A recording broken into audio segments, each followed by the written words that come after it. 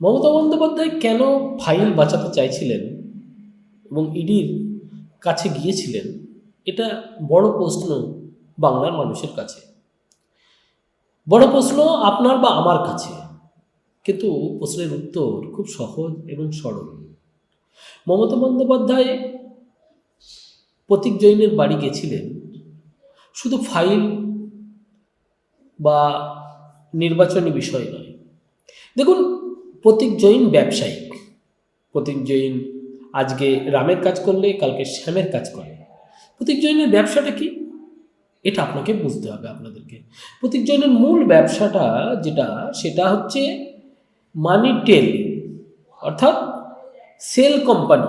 5,000 sell company বানিয়ে I-PAC মানি টেল করা, প্রত্যেকটি রাজনৈতিক নেতার মানিকে টেল করা, মানে মানি রাখা, এটা মূল ব্যবসা প্রতীক জৈনের। এবং এই অভিযোগ শুধু ইডির কাছে নয়, সাধারণ মানুষের কাছেও প্রশ্ন যে দিন দিন ফুলে ফেঁপে ওঠা প্রতীক জৈনদের ব্যবসা। প্রতীক জৈন সঙ্গে আরও দুজন আছে, একজন সিং মহিলা। তো প্রতীক জৈনকে বাঁচাতে কি মমতা বন্দ্যোপাধ্যায় সেদিন গিয়েছিলেন? না, প্রতীক জৈনকে বাঁচাতে মমতা বন্দ্যোপাধ্যায় যাওয়ার কোনো দরকার ছিল না। প্রতীক জৈনের সঙ্গে সঙ্গে প্রতীক জৈনের যে নির্বাচনী কৌশল, প্রতীক জৈন তাকে বাঁচাতে মমতার এই আচরণ সন্দেহজনক। কেন? প্রশ্ন হচ্ছে, ইডি, সিবিআই বলুন, কয়লা কেলেঙ্কারি মূলত 20,000 কোটি টাকার একটা কেলেঙ্কারি। এই 20,000 কোটি টাকার এই কেলেঙ্কারিতে কখনোই টাকা এক জায়গায় রাখা যায় না বা রাখা সম্ভব নয়। তাই তো টাকা সাইফন করা হয় এবং মানি টেলিং বিভিন্ন রকম 5,000, প্রায় আনুমানিক বলা হচ্ছে যে 5,000 সেল কোম্পানি, তার মারফতে টাকাকে ঘুরপথে নিয়ে আসা হচ্ছে। আইপ্যাক সাধারণত এই কাজটা করে। এখন যারা সাধারণত নির্বাচনের কাজ করে থাকেন, নির্বাচনী পার্টি রাজনৈতিক দলের কাজ করে থাকেন, তারা মূলত সবাই এই কাজটা করে, আমরা মোটামুটি জানি। কিন্তু প্রশ্ন হচ্ছে যে পশ্চিমবাংলার রাজনীতিতে মুখ্যমন্ত্রী মমতা বন্দ্যোপাধ্যায় আসলে ফাইল কেন, সকালবেলায় ওই ফাইলগুলো আনতে কেন গেছিলেন প্রতীক জৈনের বাড়িতে? দেখুন, প্রতীক জৈন তার তৃণমূল না। প্রতীক জৈন বাড়িতে একটা নির্বাচনী কৌশল, খুব ঠান্ডা মাথায় বোঝার চেষ্টা করুন, নির্বাচনী কৌশলী তার বাড়িতে কি ফাইল রাখবে, তার বাড়িতে কোন কোম্পানি, কোন তদন্তকারী সংস্থা তদন্ত করতে যাবে এবং তার বাড়িতে তাকে তদন্তর আওতায় নিয়ে আসবে, সেটা তো মুখ্যমন্ত্রীর দেখার কাজ না। কিন্তু সেখানে প্রশ্ন হচ্ছে, রাজীব কুমার দক্ষ অফিসার, ওনাকে সঙ্গে করে নিয়ে গেলেন। এই রাজীব কুমারের সময় আমরা দেখেছি রাজীব কুমার করাপ্টেড অফিসার হিসাবে চিহ্নিত একজন অফিসার। কারণ রাজীব কুমার দোষী সাব্যস্ত হয়নি ঠিকই, কিন্তু তার বিরুদ্ধে অজস্র অভিযোগ রয়েছে।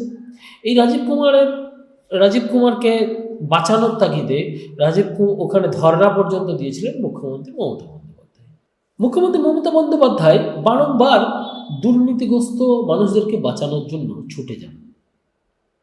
কিন্তু উনি সাধারণ মানুষের জন্য, দেখুন, আরজিকরের ঘটনা যদি খুব ঠান্ডা মাথায় আপনারা ভাবেন যে আরজিকরের ঘটনা যখন হয়েছিল, তখন মুখ্যমন্ত্রী মমতা বন্দ্যোপাধ্যায়ের তত্ত্বাবধানেই বলবো, এক শ্রেণীর দুর্বৃত্তরা আরজিকর ভাঙচুর করে দিল।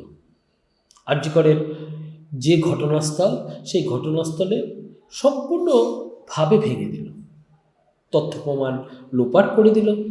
কিন্তু তবুও কখনো মনে হয়নি মুখ্যমন্ত্রী মমতা বন্দ্যোপাধ্যায়ের সঙ্গে সঙ্গে আরজিকরে ছুটে যাওয়া। কেন জাননি? কারণ সেখানে তার ভাইপো বা তার পরিবার জড়িত ছিল না। এখানে প্রশ্ন হচ্ছে, প্রতীক জৈনকে বাঁচাতে প্রতীক জৈনের বাড়িতে যান। প্রতীক জৈনের বাড়িতে যে ফাইল আনতে গেছিলেন, সে ফাইলে সন্দেহজনক আমি প্রশ্ন করছি এবং সাধারণ বাংলার মানুষ প্রশ্ন করছে যে ওই ফাইলে হয়তো অভিষেক বন্দ্যোপাধ্যায়ের যে সুইচ ব্যাংকের টাকা, বা দুবাইয়ের ভ্রমণ, দুবাই বা মালয়েশিয়ায় ভ্রমণ, যেটা খুব সন্দেহজনক, সেই ভ্রমণের ডকুমেন্টস আছে। সুইস ব্যাংকে টাকা সাইফুন করবার হয়তো তথ্য আছে। কয়লা পাচারের টাকা কিভাবে কিভাবে পশ্চিমবঙ্গে বিভিন্ন জায়গায় গেছে তার তথ্য আছে। আরও বড় অভিযোগ সেটা হচ্ছে গোয়ায়, মানে মূলত ইডি রেড করেছে যে গোয়ায় কয়লা পাচারের টাকা লালা, অর্থাৎ যে আসল ভিকটিম বা যে আসল অপরাধী কয়লা পাচারের সঙ্গে যুক্ত সেই ব্যক্তি গোয়াতে আইপ্যাককে এই প্রায় কয়লা পাচারের টাকা দিয়ে এসেছিল। এবং দিল্লি বিধানসভা, এই দিল্লি বিধানসভার আগের দিল্লি বিধানসভাতেও এইভাবেই টাকা দিয়েছিল। এখন বিষয় হচ্ছে যে এই যে টাকা মার্কেটিং করা, টাকাকে ব্যবস্থাপনা করা এবং প্রত্যেকটি রাজনৈতিক দলের টাকাকে রেখে দেওয়া, নেতাদের টাকাকে রেখে দেওয়া, এই যে কাজটা করছেন আইপ্যাক এবং সুপরিকল্পিতভাবে, এটা ইডির রেডারে এসছে। আর সেটা, সেই তথ্য, সেই ফাইল, সেগুলো হয়তো প্রতীক জৈনের বাড়িতে, যে খুব ঠান্ডা মাথায় ভাবুন, কোনো ব্যক্তির বাড়িতে কোনো ব্যক্তি সংস্থার সঙ্গে জড়িত থাকলে সেই ব্যক্তির বাড়িতে যদি রেড পড়ে তাহলে সেখানে মুখ্যমন্ত্রী চলে যাচ্ছেন, এটা খুব অবিশ্বাস্য ব্যাপার। এবং ডিজি এবং পুলিশ সুমোটোভাবে সেইখানে কেস নিচ্ছেন। কেন কেস করছেন পুলিশ? পুলিশ সন্দেহের বাইরে নয়। পুলিশ, যে ডিজি এবং যারা আছেন তারা সন্দেহের বাইরে নয়। পশ্চিমবঙ্গের প্রত্যেকটি মানুষের এখন বোঝার সময় এসছে। প্রত্যেকটা মানুষ বুঝছেন, গবেষণা করছেন, আলোচনা করছেন, মানুষ জানার চেষ্টা করছেন। বারবার মুখ্যমন্ত্রী মমতা বন্দ্যোপাধ্যায় নিজের গোষ্ঠীর লোকেদের, অর্থাৎ নিজেদেরকে বাঁচানো, নিজের পরিবারকে বাঁচানোর জন্য বারবার ছুটে যান। কারণ পরিবার তার কাছে মূল লক্ষ্য, সাধারণ মানুষ নয়। এটা আমার বা আপনার কথা নয়, এটা আপনারা প্রত্যেকটা মানুষ প্রযোজ্য করে দেখুন। মানে মুখ্যমন্ত্রী মমতা বন্দ্যোপাধ্যায় কেন বারবার যান? যেখানে যান, পার্থ চ্যাটার্জির বেলায় যায়নি, বালুর বেলায় যাননি, এরা পার্সেন্টেজ অফ মানি পৌঁছানোর লোক। মমতা বন্দ্যোপাধ্যায় ছুটে যান তার পরিবারকে বাঁচাতে, এবং এই পরিবারকে বাঁচানোর তাগিদে মমতা বন্দ্যোপাধ্যায় বারংবার রাজীব কুমার বা প্রতীক জৈন নয়, তার যারা পরিবার, অর্থাৎ তার অভিষেক বন্দ্যোপাধ্যায়, তার ভাইয়েরা কার্তিক বন্দ্যোপাধ্যায় এবং এই যে সার্কেল, এই সার্কেলের পরিবার বা গোষ্ঠীকে বাঁচানোর জন্য বারংবার ছুটে যান। তার গোষ্ঠী, তার সার্কেল, কিন্তু তার সার্কেলের বাইরে সাধারণ মানুষের যখন দুর্দশা বা আসে তখন কিন্তু মুখ্যমন্ত্রী মমতা বন্দ্যোপাধ্যায় ছুটেও যান না, বরঞ্চ পারলে জেলে পুরে দেন। বাক্স, মানে আপনি যদি মমতা বন্দ্যোপাধ্যায়ের বিরুদ্ধে বলেন, আপনি যদি তৃণমূলের বিরুদ্ধে বলেন, আপনি যদি কখনো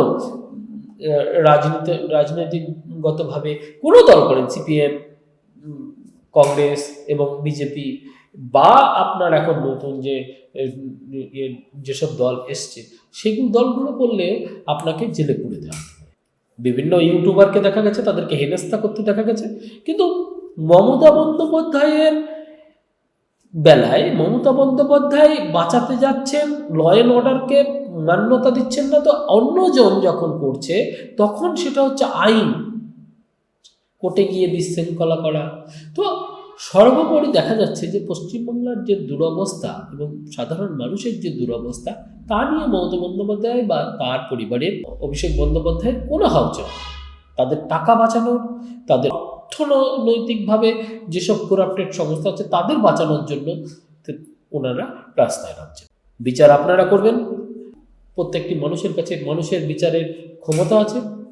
আপনারা আমাদেরকে লিখে জানাতে পারেন।